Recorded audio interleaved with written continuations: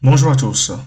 Je vais corriger dans cette vidéo l'exercice numéro 4 qui porte sur les fonctions du baccalauréat de mathématiques le premier jour dans le centre étranger Amérique du Nord. Donc, il s'agit du bac français, bien évidemment. Voici l'énoncé. La partie C est indépendante des parties A et B. On donne ci-dessous dans un repère orthogonal les courbes C1 et C2. Représentation graphique de deux fonctions définies et dérivables sur grand R. L'une des deux fonctions représentées est la fonction dérivée de l'autre. On notera G et G', ces deux fonctions. On précise également que la courbe C1 coupe l'axe des ordonnées au point de coordonnées 0, 1. La courbe C2 coupe l'axe des ordonnées au point de coordonnées 0, 2 et l'axe des abscisses au point de coordonnées moins 2, 0 et 1, 0. Question 1.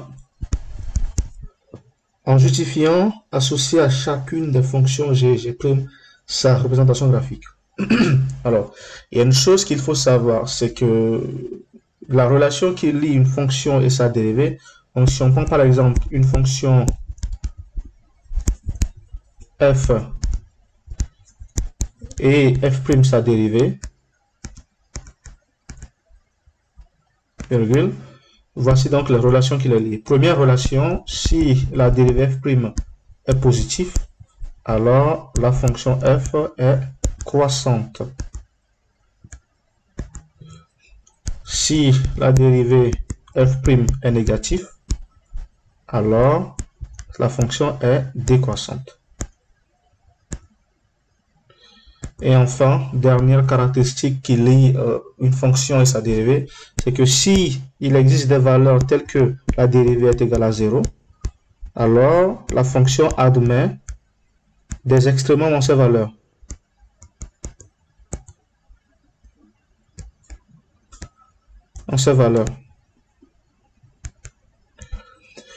Donc la première des choses à voir ici, c'est de voir où est-ce que les courbes s'annulent et détecter pour voir si la courbe, c'est-à-dire la seconde courbe sur le graphique, admet des extrémums ou pas. Si on prend la courbe C1 par exemple, eh bien, elle s'annule en x qui est égal à peu près moins 0,3. C'est des valeurs approximatives que je prends. Et oui, avant moins 0,3, il y a également un autre x là. Donc c'est d'abord moins 2,6 à peu près, ou moins 2,7 d'ailleurs. Et l'autre x, c'est moins 0,3. Donc c'est les deux valeurs où la courbe s'annule. Voilà, qui annule la fonction représentée par la courbe C1. Si on prend la courbe C2, qu'est-ce qu'on constate? Je vais le faire à la ligne. Si on prend la courbe C2, on constate que d'abord, elle s'annule en moins 2. Ensuite, elle s'annule en 1. Voilà, c'est les deux valeurs également où la courbe C2 s'annule. Il faut maintenant se demander, lorsque la courbe C1 s'annule, est-ce que la courbe C2 admet des extrémums et inversement? Donc, est-ce que C2 admet des extrémums aux valeurs où la courbe C1 s'annule? On peut vérifier. Lorsqu'on prend par exemple la valeur x1 égale à moins 2,7, eh bien c'est la valeur qu'on a ici de C1. On voit très bien que la courbe C2 n'admet pas d'extrémum. Lorsqu'on prend la deuxième valeur x2 égale à moins 0,3, voilà, qui est représentée ici, eh bien on voit que la courbe C2 n'admet pas d'extrémum. Du coup, ce n'est pas cette valeur. Pour la première valeur, on voit qu'il n'y a pas d'extrémum non plus, donc non, eh bien C2 n'admet pas d'extrémum lorsque C1 s'annule en certaines valeurs. Prenons par exemple maintenant les valeurs où s'annule la courbe C2. Est-ce que la courbe C1 admet des extrémums? Point d'interrogation. On va checker ça également sur la figure. Eh bien, je vais utiliser une autre couleur hein, pour différencier un petit peu ce que je fais. C2 s'annule en x1 égale à moins 2, donc en cette valeur. Et lorsqu'on fait la projection de la valeur, voilà, on remarque quoi? On remarque que voilà, ici on a un extrémum. Donc déjà 1 pour x1 égale à moins 2, on a un extrémum. Ensuite pour x2 égale à 1, eh bien la courbe C1 admet aussi un extrémum. Voilà. Ce qui veut donc dire que oui, voilà, Oui. Lorsque la courbe C2 s'annule, C1 admet des extrêmes. Voilà. Et ceci revient donc à vérifier la troisième caractéristique que nous avons ici. Voilà, cette troisième caractéristique, notamment que lorsque la dérivée s'annule, eh bien, en ces valeurs, la fonction admet des extrémums. Donc, dire que C2 représente la courbe de la fonction G', qui est la dérivée, et C1 est la courbe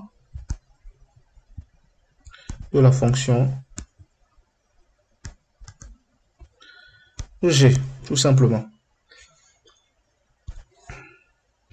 Deuxième question.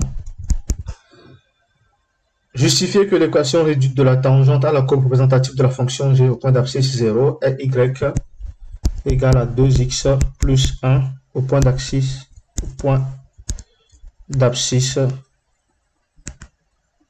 x0 égale à 0.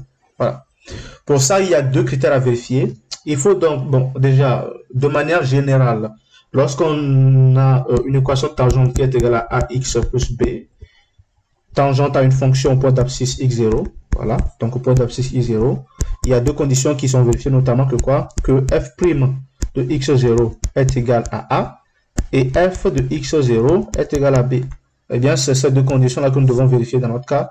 C'est-à-dire qu'il faut vérifier que quoi? Que g' de x0, qui est 0, est égal à 2. Et aussi que g de 0 est égal à 1. Bien. Lorsqu'on remarque la courbe, les courbes du graphique, je rappelle que G' est représenté par la courbe C2 et G par la courbe C1. Lorsqu'on regarde la courbe C1, donc la fonction G, eh bien on remarque quoi? Que lorsque x est égal à 0, eh bien C1 passe par la valeur 1, donc c'est vérifié. Et on remarque également lorsqu'on voit la courbe C2 que pour x égale à 0, eh bien C2 passe par le point 2, c'est aussi vérifié. Donc oui. Oui, virgule, y égale à 2x plus 1, eh bien, la tangente à la courbe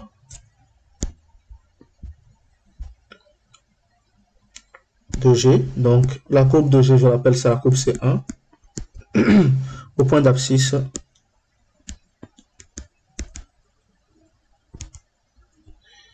0. Bien, donc ainsi pour faire la partie numéro 1, je vous laisse dans la suite de la vidéo pour voir la partie B. Partie B, on considère l'équation différentielle y plus y' est égal à 2x plus 3 fois exponentielle de moins x, où y est une fonction de la variable réelle x. Question 1. Montrer, bon là c'est la partie B, je rappelle. Question 1, montrer que la fonction f0 de x, qui est égale à x au carré plus 3x fois exponentielle moins x, est une solution particulière de l'équation E. Solution particulière.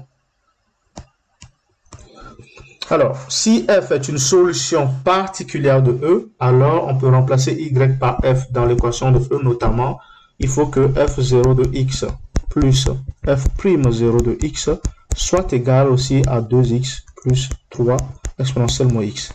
Il faut donc calculer ce membre de l'équation et voir si c'est égal à ce autre membre. Pour ça, il faut calculer la dérivée de f0 de x qui nous donne donc, en appliquant la formule uv' est égal à u'v plus uv', nous allons obtenir 2x plus 3 exponentielle moins x plus x au carré plus 3x moins exponentielle moins x. Voilà. Qui est donc égal à 2x plus 3 exponentielle moins x moins x au carré plus 3x exponentielle moins x. Voici donc la dérivée f0 de x. Une fois que la dérivée est calculée, on peut vérifier la somme f0 de x plus f'0 de x, qui nous fait donc f0 de x, c'est tout simplement x au carré plus 3x exponentielle moins x, plus f'0 de x, qui nous fait 2x plus 3 exponentielle moins x au carré plus 3x exponentielle moins x. Voilà. C'est donc égal à quoi? À x au carré plus 3x exponentielle moins x plus 2x plus 3 exponentielle moins x au carré plus 3x exponentielle moins x.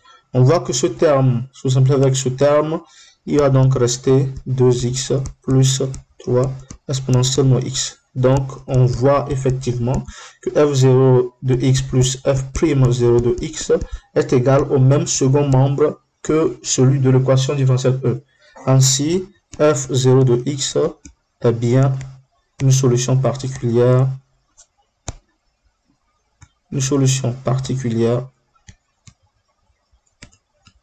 de E. Question 2. Résoudre l'équation différentielle E0. Y plus Y' est égal à 0. Alors, cette équation, on peut la transformer sous la forme Y' est égal à moins Y, qui représente à la forme Y' égale à AY, dont la solution sur Y c'est égal à une constante fois exponentielle AX. Voilà, avec C appartenant à grand R. Eh bien, c'est ce que nous allons appliquer comme solution. La solution de E, c'est donc de E0, autant pour moi, c'est donc Y est égal à C exponentielle moins X, parce que dans notre cas, A, c'est moins 1. Moins X, c'est appartenant à grand R. Et c'est tout. Il suffisait d'appliquer la formule du cours. Question 3. Déterminer les solutions de l'équation différentielle E. Alors, l'équation différentielle E, c'est quoi? Je rappelle, c'est Y plus Y' égale à 2X plus 3 exponentielle moins X. De cette équation, on tire l'équation homogène E0 qu'on vient de résoudre, notamment Y plus Y' est égal à 0. Et on tire une solution particulière que nous avons vue à la question numéro 1, qui est f0x qui est égal à x au carré plus 3x exponentielle moins x. Donc l'équation E a pour solution y qui est égal à quoi? À la somme de la solution de l'équation homogène qui est là, équation homogène.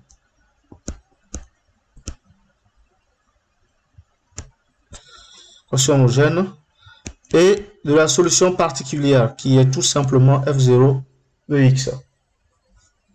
Tout ceci pour donc dire que y c'est quoi? La solution à l'équation homogène, c'est ce que nous avons calculé ici, c'est c exponentielle moins x plus la solution à l'équation particulière qui est x au carré plus 3x exponentielle moins x. En factorisant par exponentielle moins x, on en déduit y de x qui est égal à x au carré plus 3x plus c exponentielle moins x. Bien sûr, c est un réel. Question 4 de la partie B. On admet que la fonction g décrite dans la partie A est une solution de l'équation différentielle E. Déterminez alors l'expression de la fonction g. Alors, si g est une solution de E, alors elle est sous la forme g de x qui est égal à quoi? X au carré plus 3x plus c exponentielle moins x. Avec c,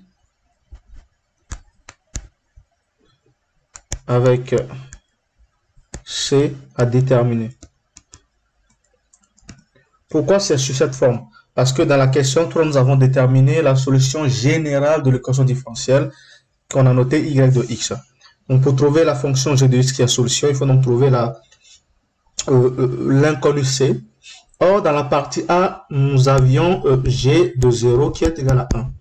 Ceci sera donc la condition que nous allons utiliser afin de déterminer la constante c qui est associée à la solution que représente g de x. Donc g de 0, c'est égal à c exponentielle 0, qui fait donc C, et c'est ça qui est égal à 1.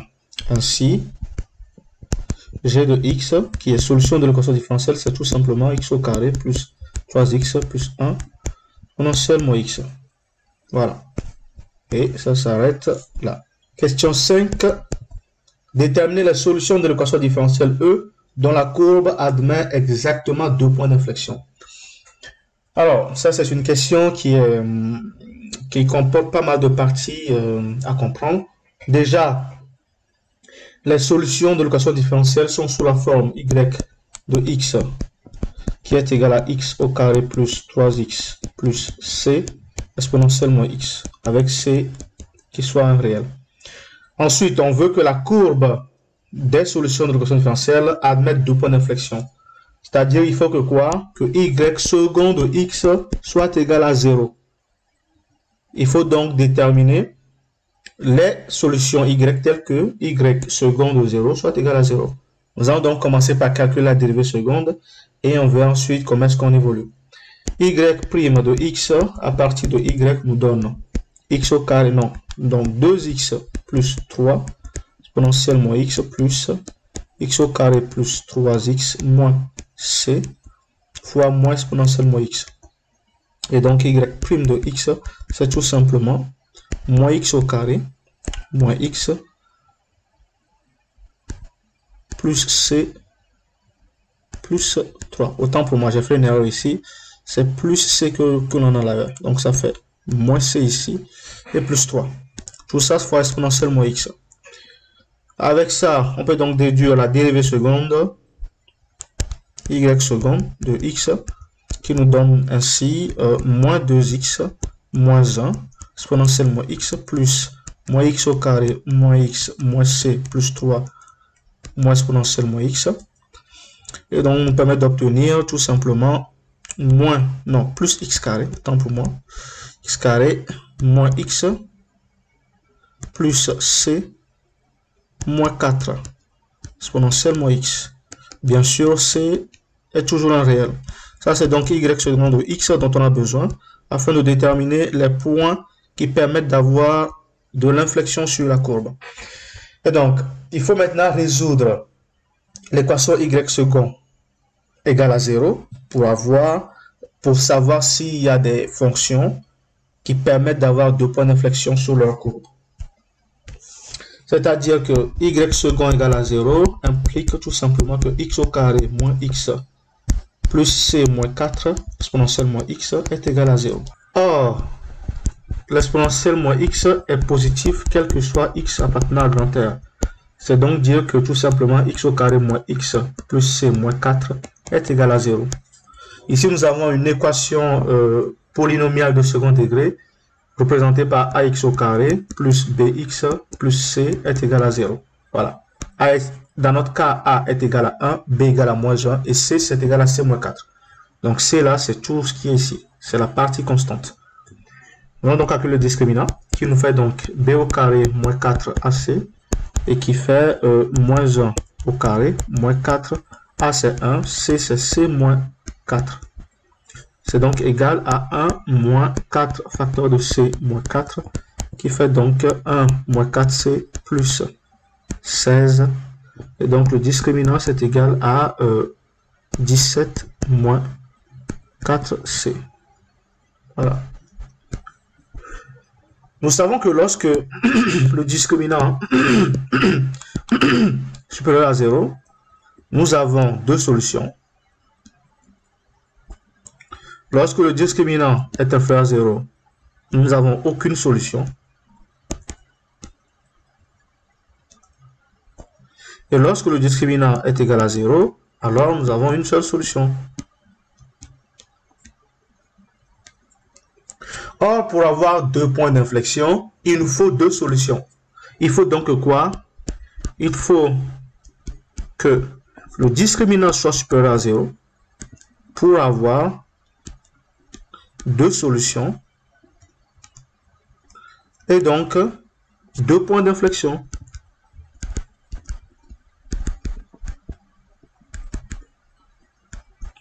Ainsi donc, le discriminant supérieur à 0 implique quoi? Que du 7 moins 4c est supérieur à 0, ce qui implique que moins 4c est supérieur à moins 17, et donc que c est inférieur à 17 sur 4.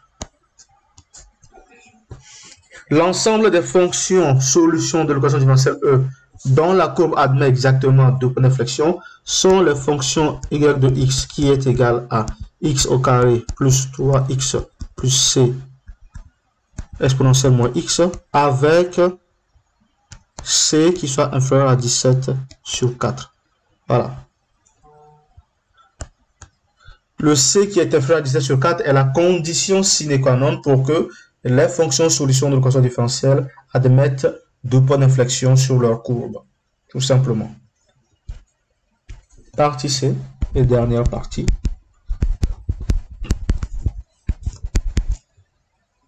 On considère la fonction f définie pour tout réel x par f de x qui est égal à x au carré plus 3x plus 2 exponentielle moins x. Question 1. Démontrer que la limite de la fonction f en plus infini est égale à 0. Donc limite de f de x, parce que x tend vers plus l'infini, c'est tout simplement la limite de x au carré plus 3x plus 2 exponentielle moins x, parce que x tend vers plus l'infini, qui est égal à 0. Car la limite de exponentielle moins x lorsque x tend vers plus l'infini est égal à 0. Et 0 fois tout le reste, c'est 0. On admet par ailleurs que la limite de la fonction f en moins l'infini est égale à plus l'infini. Donc on a admis que la limite de f de x, lorsque x tend vers moins l'infini, est égale à plus l'infini. Ça, c'est admis par l'énoncé. Question 2. On admet que la fonction f est dérivable sur grand R. On note f comme la fonction dérivée de f sur grand R. Petit a, vérifier l'expression de la dérivée. Donc on calcule la dérivée f' de x qui nous fait donc 2x plus 3 exponentielle moins x plus x au carré plus 3x plus 2 moins exponentielle moins x qui nous fait donc 2x plus 3 moins x au carré moins 3x moins 2 exponentielle moins x.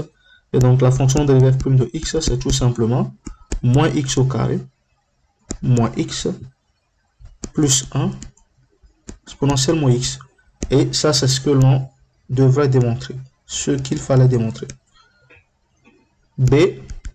Déterminer le signe de la fonction dérivée f' sur grand R, puis en déduire les variations de la fonction f sur grand R. Pour avoir le signe de la dérivée, on résout d'abord l'équation f' de x égale à 0 pour avoir les valeurs qui annulent la dérivée et qui nous permettront d'établir le tableau de signes de la dérivée par la suite. Donc f' de x égale à 0 veut dire simplement que quoi que moins x au carré moins x plus 1 est égal à 0. Ainsi donc, c'est équivalent à x au carré plus x moins 1 est égal à 0. Fonction polynomiale de second degré, donc équation du polynôme de second degré. On calcule le discriminant b carré moins 4ac qui ici nous donne 1 au carré moins 4 facteur de 1 moins 1. Ça fait donc 1 plus 4 qui est égal à 5 qui est supérieur à 0. Nous avons donc deux solutions. La première solution x1 qui fait moins b moins racine de discriminant, donc ça fait moins 1 moins racine de 5 sur 2a, donc 2, et x2 qui nous fait moins 1 plus racine de 5 sur 2. Et bien évidemment, x1 sera inférieur à x2. Avec ces deux valeurs, donc, on peut établir le tableau de signe de la dérivée et directement, en parallèle, on établit le tableau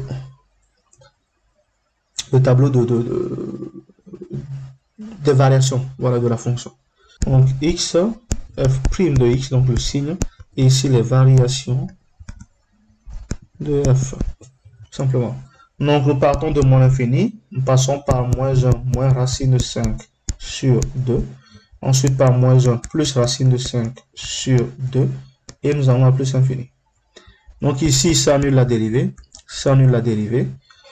Et au milieu, nous avons quelque chose de positif. Et aux extrémums négatif et négatif. Nous avons donc une fonction qui va décroître vers une valeur, qui va croître ensuite vers une autre valeur, puis qui va décroître. C'est ce que nous aurons normalement. Bien. La limite en moins l'infini, c'est plus infini, ce qui a été admis par l'énoncé. La limite en plus infini, c'est 0. f de x1, qui est donc f de moins 1 moins racine de 5 sur 2, va être placé ici. Donc ça, c'est f de x1. Ici, nous avons f de x2. Je vous laisse le soin de calculer leurs valeurs et les placer dans le tableau de variation. Je vais éviter de perdre du temps en calculant ces valeurs-là. Voici donc les variations de la fonction f sur grand R. Question 3. Expliquez pourquoi la fonction f est positive sur l'intervalle 0 à plus infini. Alors, sur l'intervalle 0 à plus infini, donc sur 0 à plus l'infini, virgule, nous avons f de 0 déjà qui est égal à 2. Ça, c'est 1. La limite de f de 0 lorsque x tend vers plus l'infini est égal à 0. Voilà. Ce qui veut donc dire que quoi? Bon, déjà 0, hein, dans le tableau de variation, 0 se place à ce niveau. Voilà. Et ici, nous avons trouvé que c'est 2. Donc, ça veut dire que quoi? Le minimum de la fonction, le minimum de f sur 0 jusqu'à plus l'infini est x, non, f est égal à 0. Parce que c'est le minimum d'après le tableau de variation.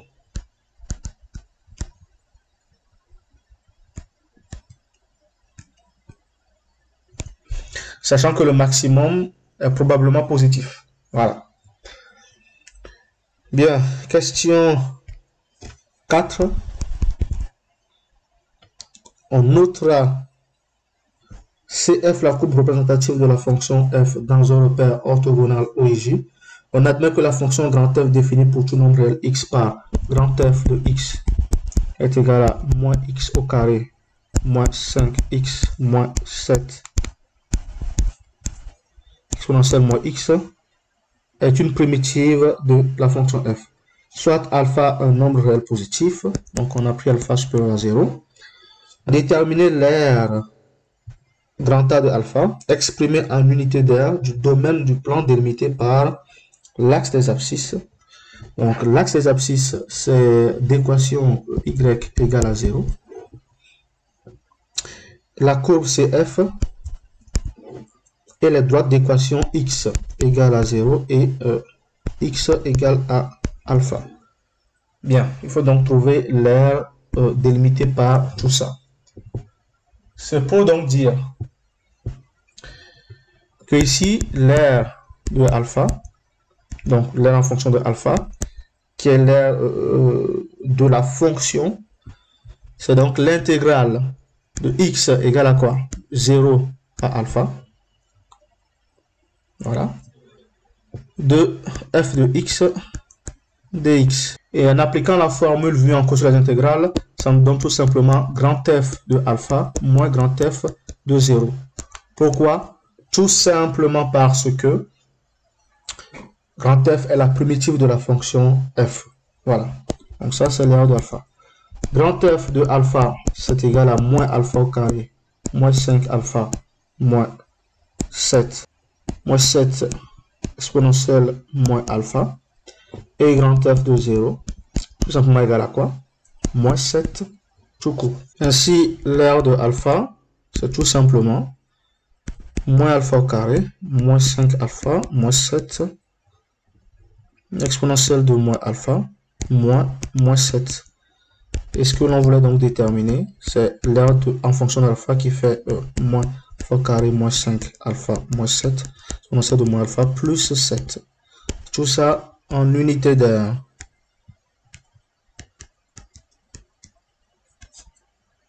Ce fut la dernière question de cette vidéo, donc cette vidéo peut prendre fin.